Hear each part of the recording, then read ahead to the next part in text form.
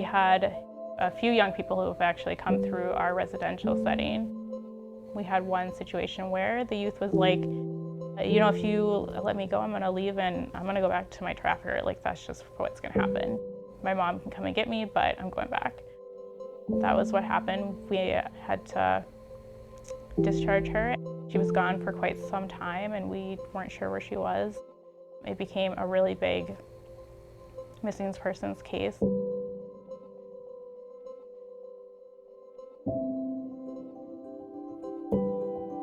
North Homes is a clinical mental health agency providing everything from therapy to youth services, so CTSS services.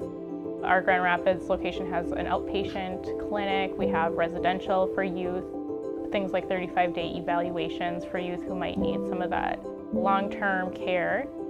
Then also in Bemidji, we actually have a home called Winnie Sisu for girls up to age 21 who are survivors of trafficking and exploitation. A lot of that trafficking piece can look, like they're going to parties or they're going to maybe someplace out in the woods that a friend might have heard of, right? Or a way to make money, going to hang out with some people at a hunting shack or things like that. That's how I see it most often. It's not always just one person and one trafficker going out. Their understanding is, hey, we're a group of friends doing this. So that's how I see it happen. The big thing with trauma and enduring trauma is it impacts everyone differently. We all experience stress and trauma in very different ways, and that manifests in very different ways. So our experience of trauma is going to be very different. The best thing that I've learned in my education and also just working with clients is the importance of meeting the client where they're at. Not just physically, but also mentally, emotionally, even spiritually. Just really being with the client in kind of their experience, wherever they're at with that experience.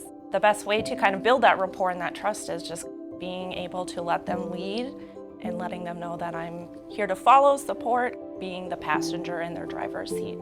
It doesn't always have to be focused on their trauma. It doesn't have to be focused on the mental health piece of it that day. Sometimes it's just, hey, let's sit and talk, let's grab food, let's grab coffee. I always feel like I owe McDonald's like part of my paycheck because there's a lot of memories attached for a lot of youth to McDonald's. So as we're sitting in the drive-thru, all of a sudden these magical or heartbreaking conversations start to surface. And I really feel like I've had so many intense conversations in the McDonald's drive-thru. But it's because, this is where they were at some point with a family member, or they were going there a lot as kids and then they're there with me and all of a sudden we're starting to talking about just the things that they need to get off their chest, and it's really beautiful. She ended up going to her trafficker. She ended up in the hospital and I had the opportunity to go see them and they were just like, why did you let me go? Like, I told you what was gonna happen. I think that there's a lot of those stories out there that aren't talked about, but I think it just needs to be talked about because how else are we gonna get better? I always ask, how am I doing today? Like, is there anything that I can do better, or is there anything that you just want to tell me?